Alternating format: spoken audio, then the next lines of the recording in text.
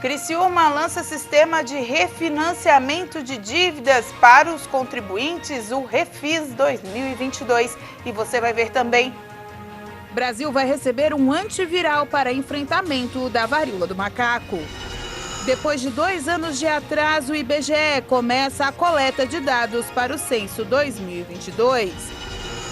Empresários estão preocupados com a falta de matéria-prima em diversos setores.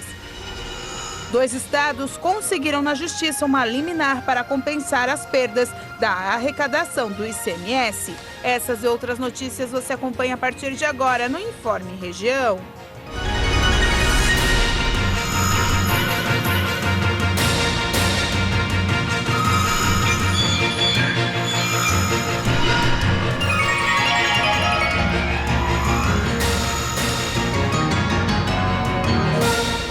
Olá, hoje terça-feira, 2 de agosto de 2022.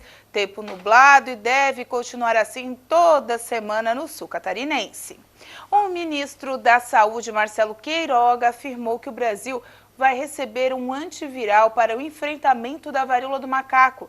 Em seu Twitter, Queiroga disse que o remédio deve ser enviado pela Organização Pan-Americana de Saúde, a OPAS. Uma pesquisa publicada na revista científica The Lancet apontou que o antiviral Tecovirimat se mostrou promissor em reduzir a duração dos sintomas, além do período em que os pacientes com a varíola do macaco são capazes de infectar outras pessoas. Segundo o estudo, as pessoas tratadas com o remédio tiveram duração menor dos sintomas e expeliram vírus por menos tempo pelo sistema respiratório superior, ou seja, pelo nariz, faringe, laringe e parte superior da traqueia. O Brasil deve receber 50 mil doses da vacina contra a varíola do macaco, sendo 20 mil no primeiro lote, distribuído pela Organização Mundial da Saúde. As doses serão adquiridas por meio da Organização Pan-Americana da Saúde. Trata-se de um imunizante de vírus inativado. O antiviral deve ser administrado em 2 doses, com intervalo de 30 dias entre a primeira e a segunda aplicação. A data em que as primeiras doses serão entregues está sendo negociada com autoridades. A expectativa é que a entrega aconteça já nas próximas semanas. Segundo a última atualização do Ministério da Saúde, até o momento o Brasil registra 1.369 casos confirmados de varíola do macaco no país. Por estados, a doença afeta mais pessoas em São Paulo, onde há mais de 1.030 casos confirmados. Os demais estados têm números bem menores, como Rio de Janeiro, com 169, e Minas Gerais, com 63. A primeira morte pela doença em paciente com imunidade baixa foi registrada em Minas Gerais. O programa, que oferece bolsas de estudos integrais e parciais em instituições particulares de ensino superior, o ProUni, está com inscrições abertas para o 2º semestre. Para se inscrever, o candidato precisa ter realizado o Exame Nacional do Ensino Médio de 2020 ou 2021 e ter alcançado média mínima de 450 pontos nas áreas de conhecimento. Além disso, não pode ter zerado na nota da redação. E também tem outros requisitos. O estudante tem que ter cursado o ensino médio completo em escola da rede pública ou ter cursado o ensino médio completo ou parcial em escola privada, só que como bolsista. Ou ainda ser uma pessoa com deficiência ou ser professor da rede pública de ensino, visando os cursos de licenciatura e pedagogia. Para concorrer às bolsas integrais, a pessoa deve ter renda familiar bruta mensal per capita de até 1 salário mínimo e meio. E para as bolsas parciais, o limite é de 3 salários mínimos. Os interessados devem se inscrever até quinta-feira, dia 4 de agosto, pelo site acessounico.mec.gov.br/ProUni. As micro e pequenas empresas brasileiras apresentaram um bom desempenho no 2º trimestre de 2022, mas os empresários estão preocupados com a falta de matéria-prima. O levantamento foi divulgado pela Confederação Nacional da Indústria. Segundo o panorama da pequena indústria, há nas empresas de menor porte uma percepção de melhora da situação financeira na comparação com o mesmo trimestre dos anos anteriores. Os empresários seguem otimistas e as perspectivas para a pequena indústria seguem também em patamar positivo, indica o documento da CNI ao informar que o desempenho médio do trimestre em 2022 para a pequena indústria ficou em 47,4 pontos. O resultado do segundo trimestre está acima do anotado no primeiro trimestre de 2022, com 45,5 pontos, bem como na média do segundo trimestre de 2021, 46,5 pontos. Em junho, o índice de desempenho registrou 47,5 pontos, uma alta de 4,8 pontos na comparação com a média dos meses de junho para anos anteriores. O panorama da pequena indústria é um levantamento trimestral que engloba 4 indicadores: desempenho, situação financeira, perspectivas e índice de confiança. Todos os índices variam de 0 a 100 pontos. Quanto maior for, melhor é a performance do setor. A indicação de otimismo, no entanto, vem acompanhada de preocupação com a falta ou alto custo das matérias-primas, que continua em alta para a pequena indústria, que aponta também esse problema como desafio para as micro e pequenas indústrias brasileiras. Com 2 anos de atraso por causa da pandemia, o IBGE começou a coletar os dados para o Censo 2022. O censo demográfico é a principal fonte de referência para os conhecimentos das condições de vida da população. Mais de 5.600 cidades do país, incluindo aldeias indígenas e quilombolas, deverão ser atendidas pelo censo. Segundo o Instituto Brasileiro de Geografia e Estatística, além de saber o tamanho da população, o censo deve mostrar ainda todos os dados detalhados sobre as características socioeconômicas dos brasileiros, como renda, escolaridade e saneamento. Para realizar a entrevista, os recenseadores deverão entrar em contato com todos os domicílios da sua área de trabalho. Existe ainda a possibilidade de o agente realizar a entrevista em dias e horários alternativos, inclusive à noite e aos finais de semana. Ao receber a visita do recenseador do IBGE, é preciso ficar atento.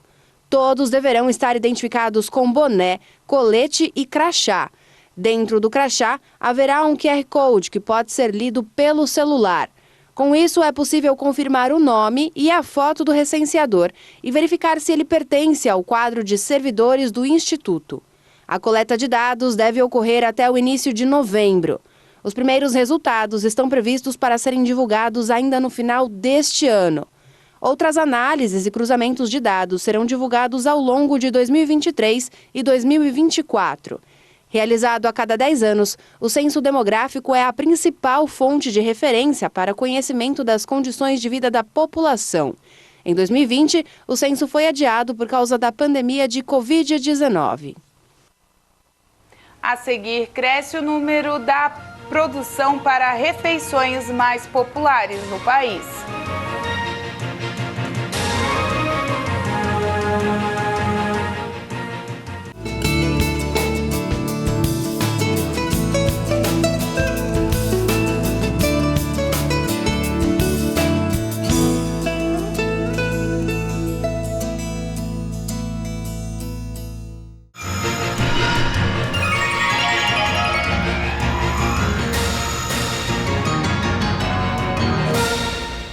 Começou a valer o fim do limite para sessões com psicólogos, fonoaudiólogos, terapeutas ocupacionais e fisioterapeutas. A decisão da Agência Nacional de Saúde Suplementar estende o direito a pacientes com qualquer diagnóstico. A medida vale para os usuários de planos de saúde com qualquer doença ou condição listada pela Organização Mundial de Saúde. Com a alteração, o fim do limite de consultas e sessões com profissionais da saúde vale com a indicação do médico. De acordo com a ANS, a decisão tem o objetivo de promover a igualdade de direitos aos usuários da saúde suplementar e padronizar o formato dos procedimentos atualmente assegurados relativos a essas categorias profissionais. Dessa forma, foram excluídas as condições exigidas para determinadas coberturas para as consultas e sessões com psicólogos, fonoaudiólogos, terapeutas ocupacionais e fisioterapeutas, e o atendimento vai passar a considerar a prescrição do médico assistente. Antes, cada uma dessas especialidades tinha regras específicas que delimitavam o número de consultas e sessões que o paciente tinha direito pelos planos de saúde. A procura por restaurantes populares nas 3 maiores capitais do Brasil aumentou. E a explicação para a alta pode ser o preço dos alimentos, que acumulam sucessíveis reajustes.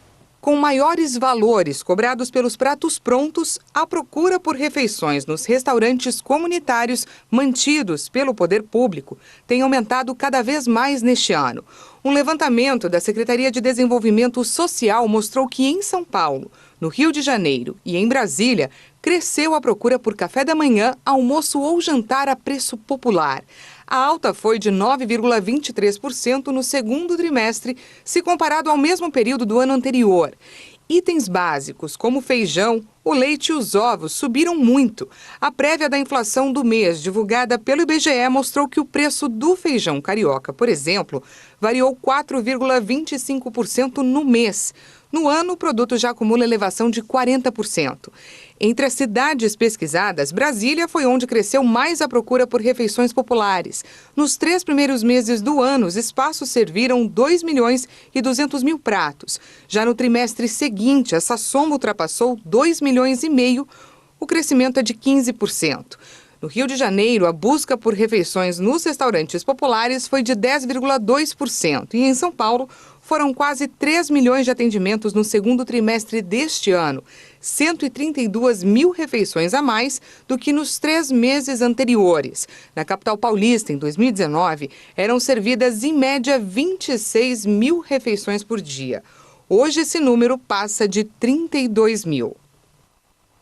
Um levantamento realizado por pesquisadores da USP em São Paulo mostrou que cada vez mais os compradores de imóveis estão interessados em apartamentos menores e com maior número de equipamentos tecnológicos. Só na cidade de São Paulo, 82 mil imóveis foram lançados em 2021, segundo dados do Sindicato das Empresas de Compra, Venda e Administração de Imóveis. Isso é mais que o total de imóveis disponíveis em Santos, a cidade mais vertical do país. O aumento dos empreendimentos vem acompanhado de uma redução no tamanho dos imóveis. Apesar de serem menores, esses microapartamentos oferecem mais serviços e comodidades. Áreas que ficavam dentro de casa, como a lavanderia, por exemplo, são transportadas para a área comum do condomínio. E essa é uma tendência em grandes metrópoles do mundo, especialmente entre jovens de classe média, que preferem viver em apartamentos menores, mas melhor localizados, a adquirir imóveis mais afastados dos centros urbanos. Aliás, outra tendência do mercado imobiliário é a moradia por assinatura, que requer menos burocracia, com um contrato feito quase totalmente pelo celular. E não é só isso. As contas são consolidadas em apenas um boleto: aluguel, condomínio, luz, compilados em um pagamento por mês. É como fazer check-in em um hotel. E até o momento, o Congresso Nacional já realizou 11 alterações na Constituição brasileira. É a maior marca da história. Desde 1992 não aconteciam tantas mudanças na Constituição brasileira. Das 11 alterações feitas esse ano, 6 delas alteraram as regras orçamentárias da União. Esses textos modificaram a forma de arrecadação de diferentes vertentes do governo, por meio da concessão de benefícios fiscais, e também aumentaram os gastos públicos. Para ser aprovada, o projeto de emenda constitucional precisa do aval de 3/5 dos votos, ou seja, 49 dos 81 senadores e 308 dos 513 deputados, em 2 turnos de votação. Ela pode ter origem no Executivo, como foi o caso da proposta que resultou na reforma da Previdência, mas também pode vir do Parlamento. Só este ano, em apenas 6 meses, o Congresso aprovou mais propostas do que nos anos de 2020 e 2021 somados. Com isso, 26 PECs aprovadas desde 2019, gestão do presidente Jair Bolsonaro tornou-se com o maior número de projetos promulgados. O recorde anterior pertencia ao segundo mandato do ex-presidente Fernando Henrique Cardoso, quando 19 emendas foram aprovadas. A última grande alteração veio com a chamada PEC de orçamentos, que ampliou o valor do Auxílio Brasil de R$ 400 para R$ 600 e dobrou o Vale Gás, além de criar uma série de benefícios sociais, tendo custo de 41 bilhões e 200 milhões de reais. Vamos conferir agora as vagas de empregos que estão disponíveis aqui pela região. Em Araranguá, há vagas disponíveis para programador de PPCP, coordenador de engenharia de produtos, operador de máquina de lavanderia e supervisor de costura em confecção. Na cidade de Siderópolis, há vagas para PCD, torneiro mecânico, operador de programação CNC, expedidor, operador de produção, projetista mecânico, assistente comercial. Em Criciúma, há vagas de inspetor de segurança veicular, assistente de escrita fiscal, contábil, técnico em segurança de comércio de ferro e aço, auxiliar de manutenção predial, vendedor em ótica e pintor industrial. Na cidade de Nova Veneza, vagas de advogado previdenciário e auxiliar administrativo, também auxiliar administrativo e metalúrgica. Na cidade de Uruçanga, a vaga de doméstica ou acompanhante residencial familiar. Na cidade de Sara, a vaga de auxiliar administrativo, vendedor de comércio de ferragens e vendedor em ótica. Os interessados podem realizar o cadastro do currículo através do site excelênciarh.net. A seguir, divulgadas as datas dos confrontos das quartas de final do Campeonato Catarinense da Série B.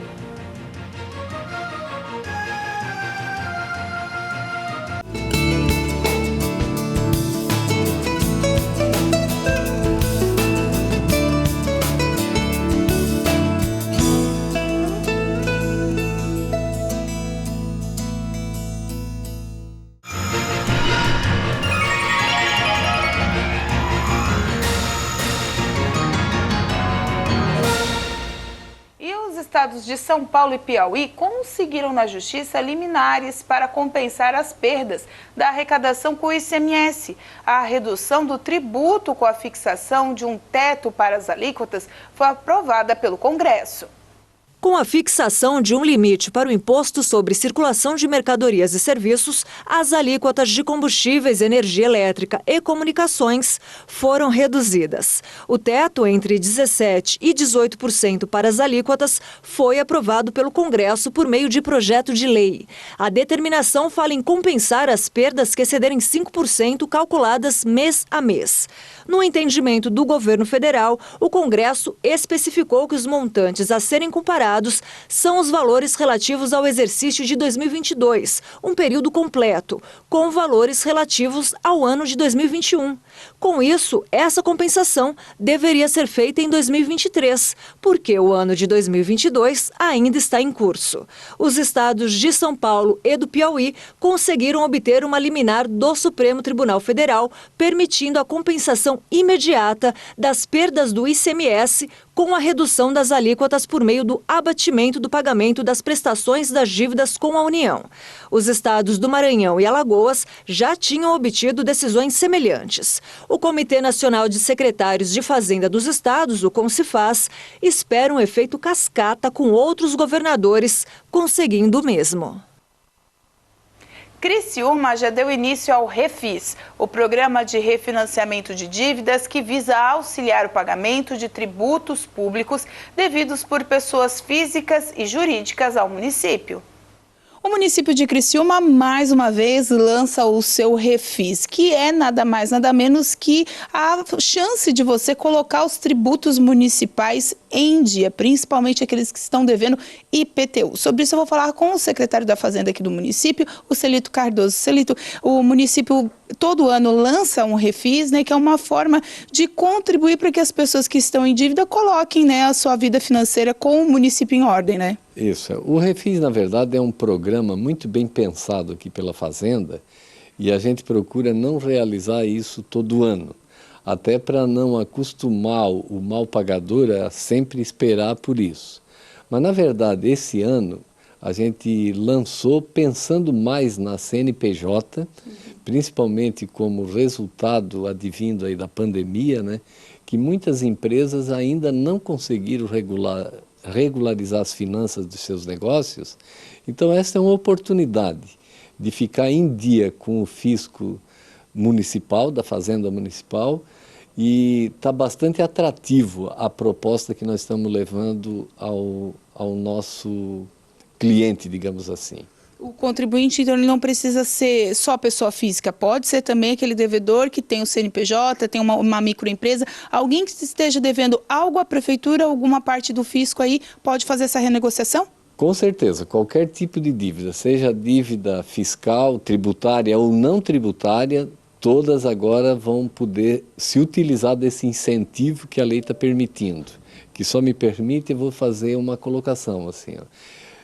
Eu estou orientando para que todos os que têm dívida com o município que compareçam agora no mês de agosto. Por quê? Aquele que negociar em agosto, ele poderá ganhar 80% de desconto nos juros e multas e pagar em 4 vezes. Pagar uma em agosto, setembro, outubro e novembro. Se isso não couber no seu fluxo de caixa, nós oferecemos também um parcelamento em 12 vezes, só que aí o desconto cai para 50% sobre juros e multas. E esses parcelamentos, eles podem ser feitos no cartão de crédito, assim como o pagamento normal dos tributos, ou não? Seu Celito, é feito em boleto? Como é que é feito esse processamento? Nós ainda fazemos isso direto no boleto aqui no Departamento de Tributos da Prefeitura. A ideia é que quem tem débitos com a Fazenda Pública Municipal, que procurem o nosso departamento de tributos, que entrou na prefeitura, a primeira porta ali à direita, nossos técnicos estão todos preparados para ajudar a orientar o contribuinte a encontrar a melhor solução para o seu caixa. No caso, quem tem uma casa de herança, algum terreno, algo assim, quer regularizar, tem que vir com a documentação certa, tudo é previsto em lei para não ter problema na hora de fazer essa renegociação, né? Perfeitamente. Traz a documentação para identificar o imóvel, ou o contador que traga o histórico da dívida do ISS ou de outra origem, que aí a gente encontra aqui na documentação que nós temos o saldo final, a redução dos juros e multas, seja de 80% ou de 50%, e ele sai sim com as parcelas bem definidas e os prazos de vencimento de cada uma. Só para finalizar, até quando vai o refis? Então, o refis ele está aberto até dia 30 de novembro, só que reforço, quem quiser pagar em 4 vezes com 80% de desconto, obrigatoriamente tem que vir aqui em agosto. Para ele pagar primeiro em agosto, setembro, outubro e novembro. Dia 30 de novembro, encerra a validade da lei e não fazemos mais nenhum negócio. Então, tá certo. Obrigado pelas informações. Então, você que quer colocar aí em dia os tributos aqui com o município de Criciúma, tem essa oportunidade. Lembrando que agora, para o mês de agosto, juros e multas podem ser abatidos em até 80% na renegociação, ou então, a partir do mês de setembro, aí sim, 50% de desconto nesses juros e multas. Lembrando que tem que pagar certinho nas datas corretas, senão a dívida volta toda para trás e aí tem que esperar e fazer uma nova renegociação. Voltamos ao estúdio. E a Federação Catarinense de Futebol já divulgou as datas e os horários para as partidas das quartas de finais da Série B do estadual. O Departamento de Competições da Federação Catarinense de Futebol confirmou os dias e horários dos confrontos das quartas de final do Campeonato Catarinense da Série B. E ficou assim. No jogo de sexta-feira, às 3 horas da tarde, o Guarani recebe o Criciúma. No sábado, às 3 da tarde, Atlético Catarinense e Metropolitano. Já no domingo, também às 3, Internacional e Carlos Renault e Caravaggio Nação fecham a primeira rodada das nas quartas. E encerrando as quartas de finais, na segunda-feira, às 8 da noite, o Criciúma recebe o Guarani. Já no sábado, dia 13, às 3 horas da tarde, o Metropolitano enfrenta o Atlético Catarinense. O Nação enfrenta o Caravaggio e, encerrando às 7 horas da noite, o Carlos Renault enfrenta o Internacional. Passam para a semifinal aqueles que tiverem melhor resultado nessa fase. Na classificação final, os 4 primeiros asseguram a vaga na Copa Santa Catarina do próximo ano. Os 2 finalistas garantirão acesso para a Série A do Campeonato Catarinense em 2023. E só uma informação, quem está esperando o jogo pela Série B do Brasileiro hoje à noite entre Sport Recife e Criciúma, lá na Ilha do Retiro, tem que ficar atento, pois até o momento há uma interrogação se o jogo irá acontecer ou não. Pois em Recife está chovendo muito já há alguns dias e a drenagem do estádio não está dando conta para poder ter uma partida de futebol. A avaliação vai ser feita novamente dentro de mais algumas horas para saber se até as 9h30 o jogo será viabilizado. E amanhã a gente acompanha os detalhes dessa partida aqui para você no Informe Região. E com essa informação a gente encerra o Informe Região desta terça-feira. Lembrando para você que essas e outras notícias você pode acompanhar nas redes sociais, @TV Primavera no Instagram e no Facebook, e também para seguir a gente no nosso YouTube, no nosso canal. Vá lá, se inscreva e receba as notificações da nossa programação.